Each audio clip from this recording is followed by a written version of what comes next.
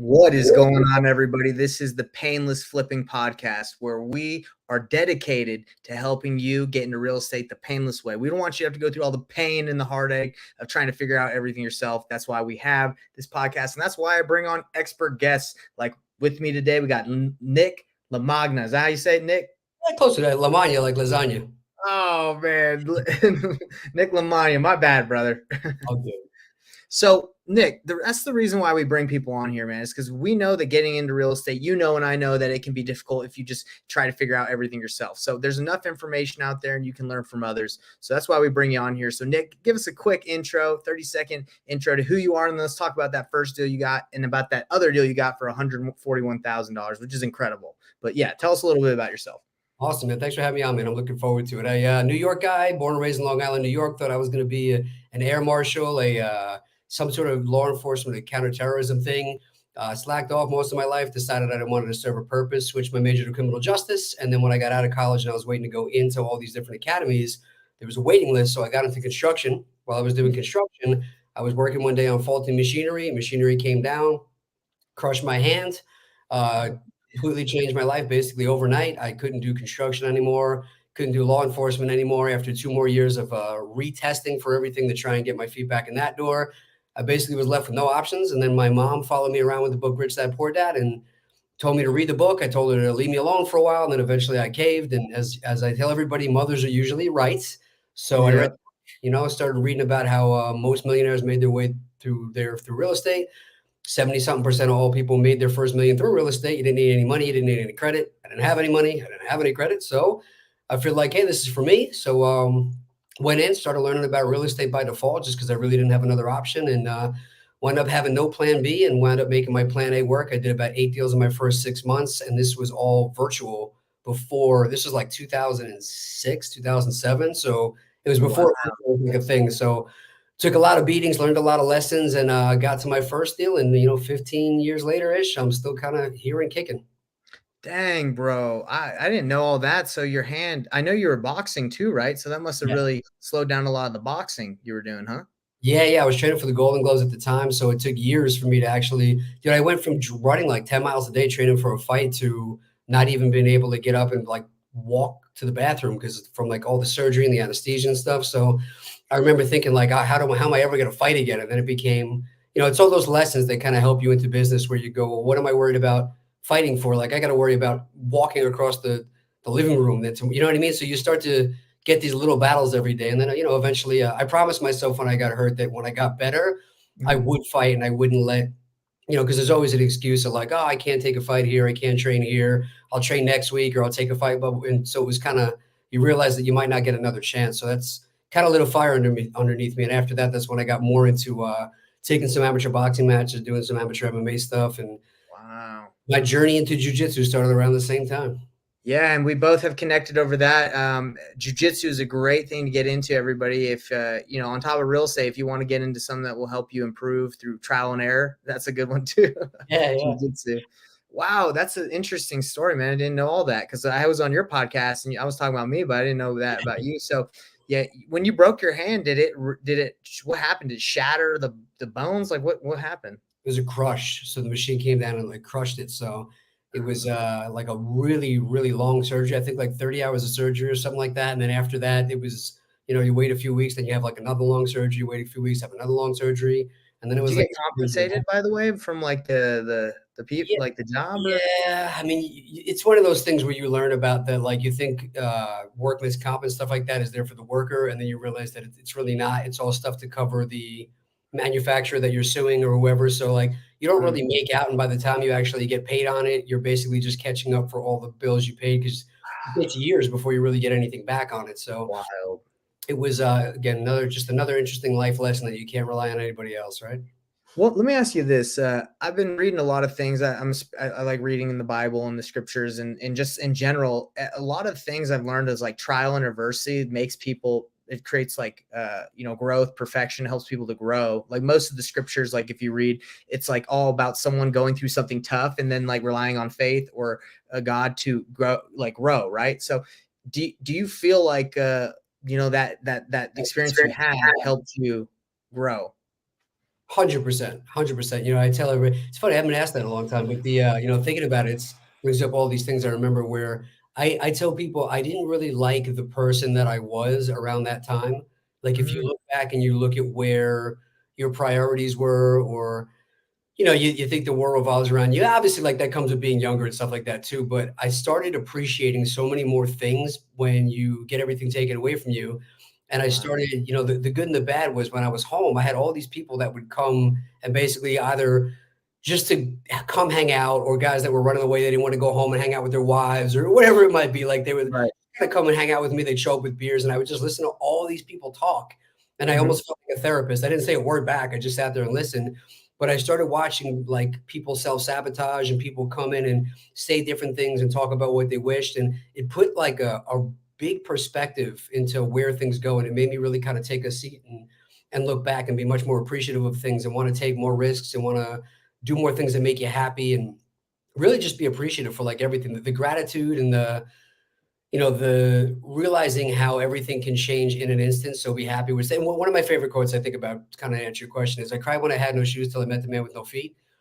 And I Mm, remember I met a lot of people that had it a lot better than me at the time. And then I met a lot of people when I was going to therapy or going to the doctors or going to the hospitals that had it a lot worse. And it wow. was like somebody bought me the book, the Michael J. Fox book.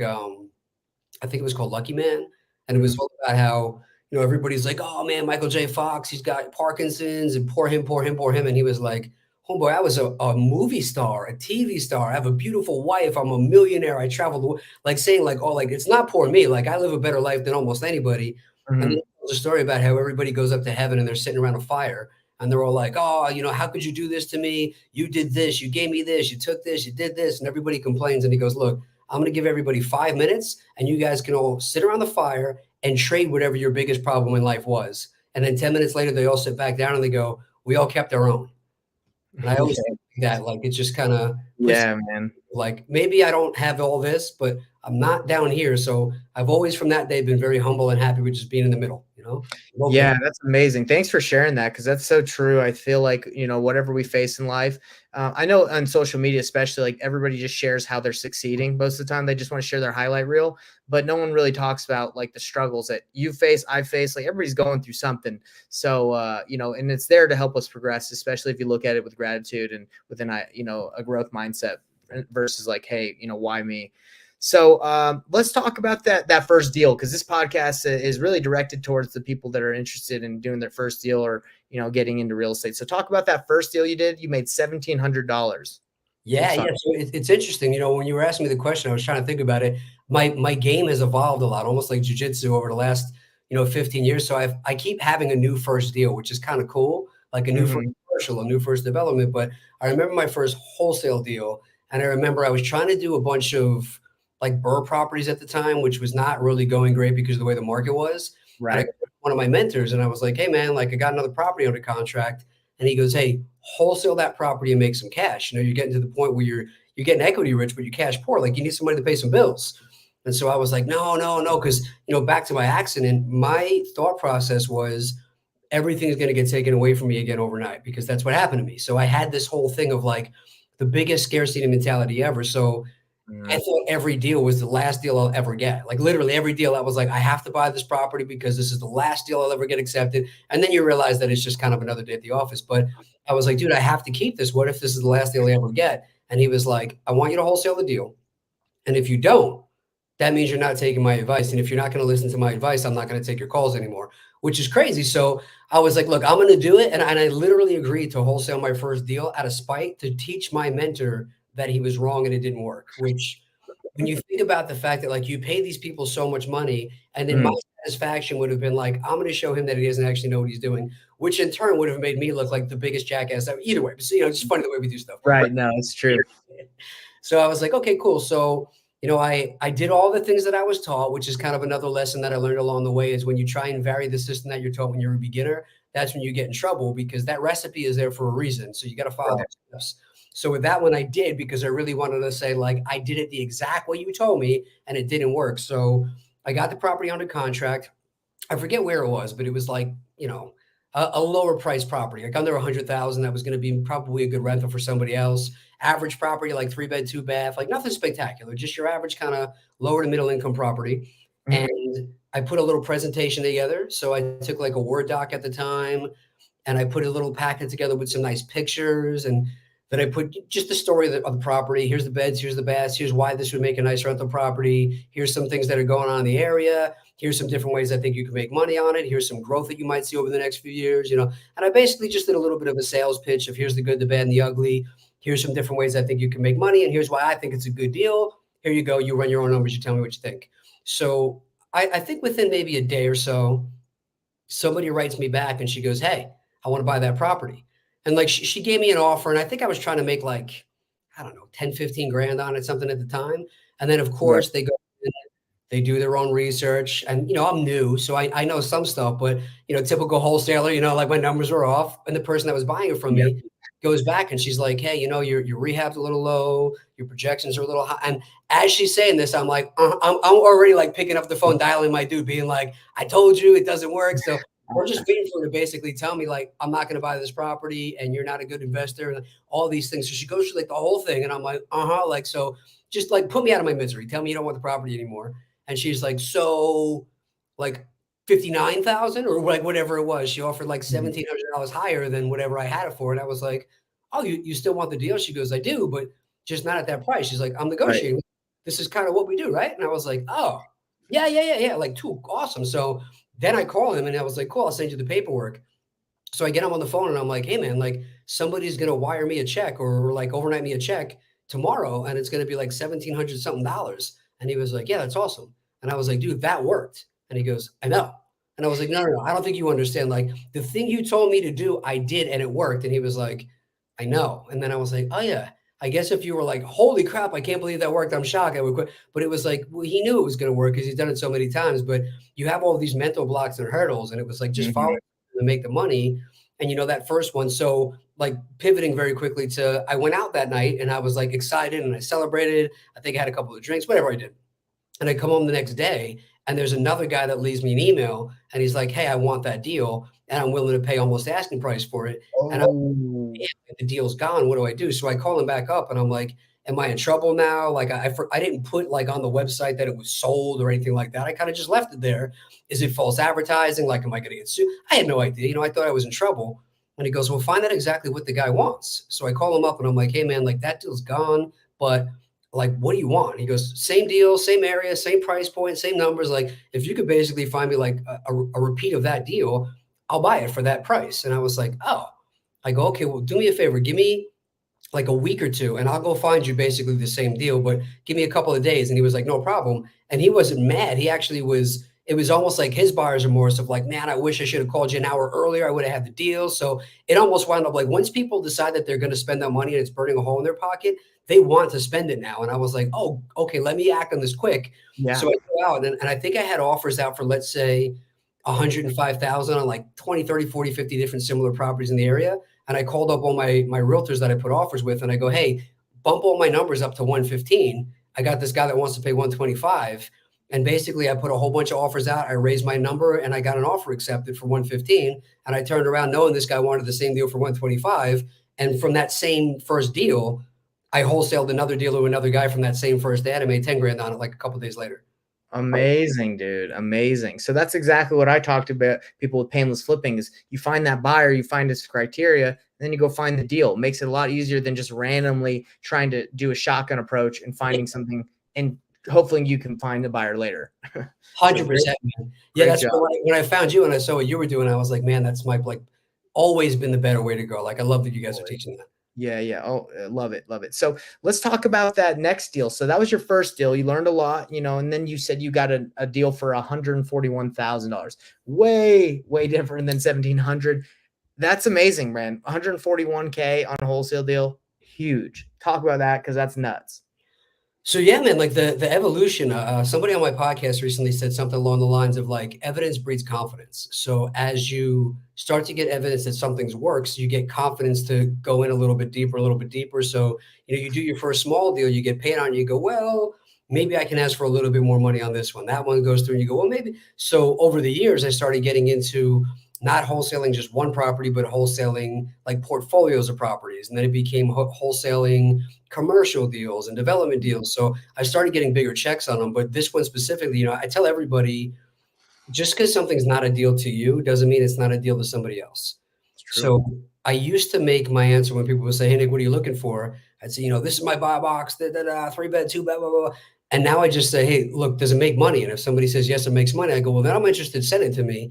And my philosophy is, if it makes money, somebody's going to be interested in it. Even if it's not me, I'll kick it out to a bunch of people and see if somebody wants it. So something I wouldn't have even looked at. Guy calls me up and he's like, "Hey, I got this property. It's in foreclosure. It's a luxury flip in Texas." And I go, "Okay, cool. Like, what do you want from me?" He was like, "Are you looking for a luxury flip in Texas?" Now, I wasn't, but I go, "Hey, does it make money?" He goes, "It does." I go, "Well, then I want to see it." So we run our numbers on it. It was like, I forget the exact offhand, but we were gonna buy it for like 550, and then it was gonna need like 320-ish thousand worth of rehab. It was gonna have an ARV of I think like 1.4 million. And the guy, I told him, plan on like an 8 to 12 month flip because like a $300,000 renovation is gonna probably take 4, 5, 6 months. And the days on market there was like about 90 days. So I ran the numbers based on like, if you put in this 370 rehab, and even if it takes you a whole year to sell with all your holding costs and all your fees and everything, you should still net over $360,000. So same thing, man, put the presentation together, same exact principles, same exact everything, just a bigger number. Mm. And I remember, it's funny because I think Ryan Sear was saying on Bigger Pockets, like he doesn't work for anybody, he works for the deal. And I always look back at this one because I always tell people deals aren't found, they're created, in the sense that they always come together, they fall apart. They come together, they fall. It's every deal. So Mm. I kick out this thing for 550 to a bunch of investors, and a guy calls me up and he goes, "I'm interested. I want to buy it." So I go, "Great. I'm going to make a bunch of money. This is going to be awesome." Calls me back and goes, "Hey, my wife says I can't buy the property. I'm out." And I Mm. went to the whole like, "Oh my God, of course. Like I'll never do another real estate deal again." And I was so excited. And then you get all down. And then he calls back and the seller goes, "Well, what if we drop the price 50 grand?" So I reconnect with the guy, go, "Hey, what if we drop the price 50 grand? Now the wife's back in. I'm like, this is so great. I'm going to make a bunch of money." Then the lender comes back a couple weeks later and goes, "They don't qualify. We can't do this deal. Deal's dead." And I'm like, "Oh no, I'll never do real estate." Like so it's like the whole up and down, up and down. That's it, dude. I eventually get my lender. She comes in, she does the deal. My buddy, who was kind of like working with the buyer, worked his side. So we put everything together. It almost felt like a photo finish up until like the minute it closed. But at the end of the day, we had it under contract for 500,000, and we wholesaled that contract to somebody else for 650.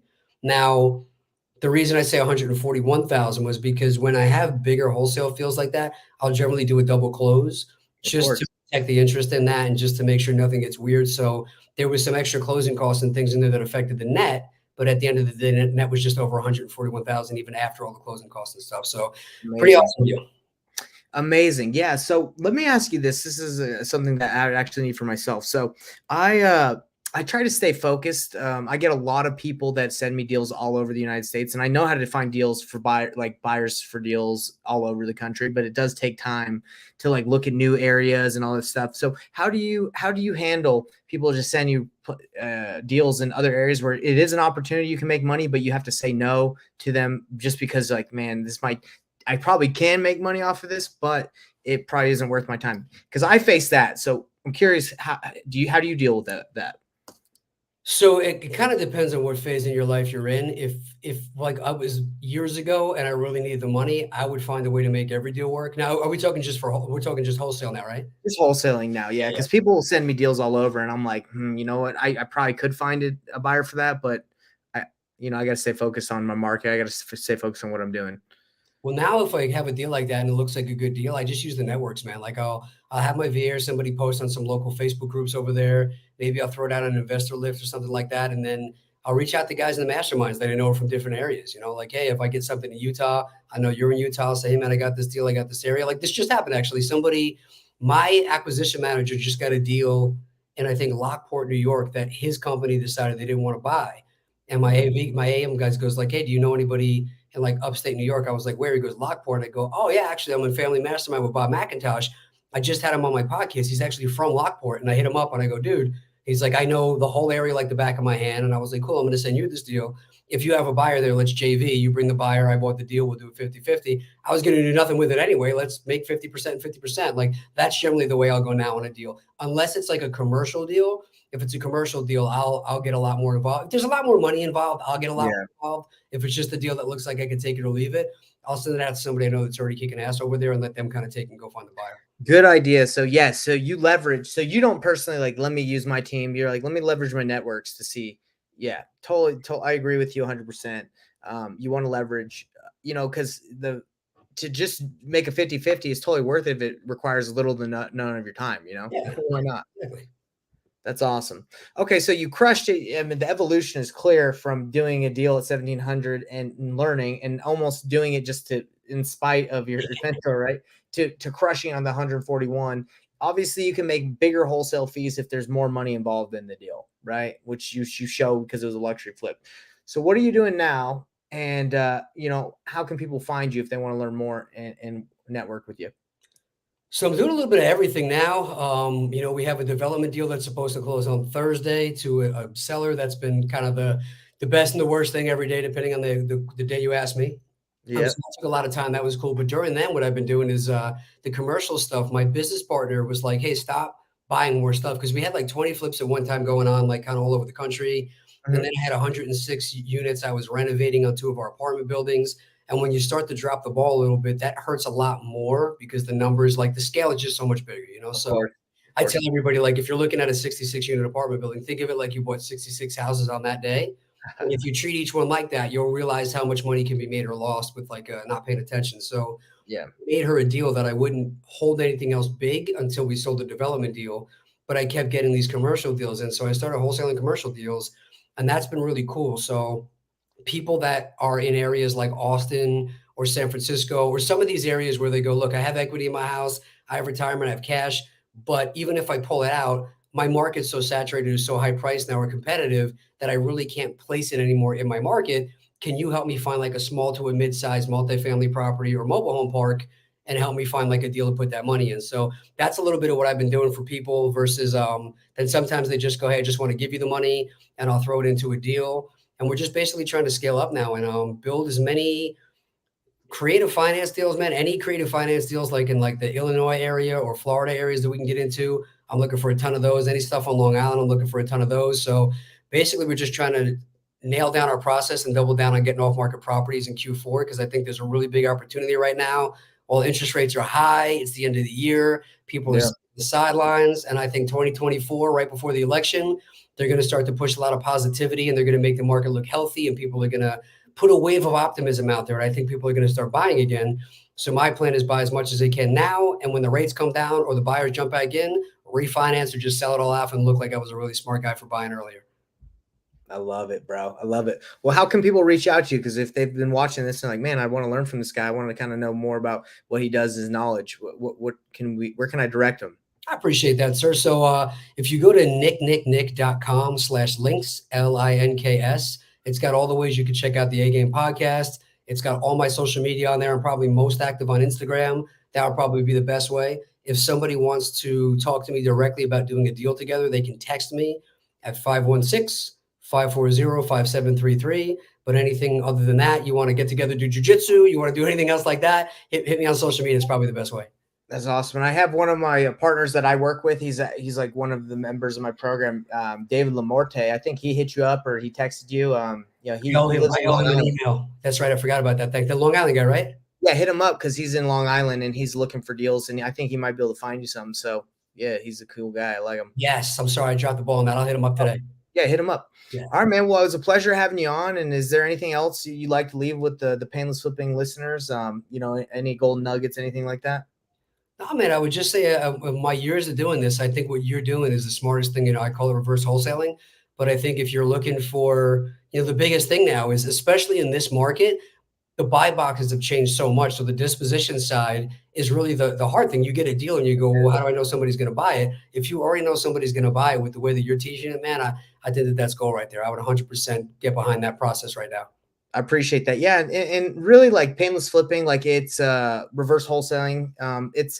when the market was during the pandemic, like, it wasn't very difficult to sell a deal, right? Like, it's obviously it works no matter what market you're in, but it's not. It's more effective and very effective right now because you know you don't know how many deals that I get sent now, and I'm sure you get sent deals all the time that they're like, hey, do you have a buyer? It's like, these people are just trying anything. A lot of these wholesalers, they're just wasting their time. They're wasting everybody's time because they don't even have deals half the time. So Yeah. they could be saving everybody's time, their time, if they just knew, who they were going to work with, or at least how to determine if something's a deal. Yeah, yeah, 100%. Yeah, Because so you get crap all the time sent to you, I bet. yep, Yeah, 100%, man. So I would say reverse wholesale and go to jujitsu. Those would be my 2 nuggets. I love it. Well, that's perfect. Well, everybody, thanks for tuning in. Hit up Nick. It's nick.com forward Yeah, slash Nick, link. yep, nicknicknick.com/links. Hit them up. All right, guys. Well, we'll see you on the next one. Appreciate it, man. Thanks for coming. Thanks for having me on, man. It was awesome. Of course.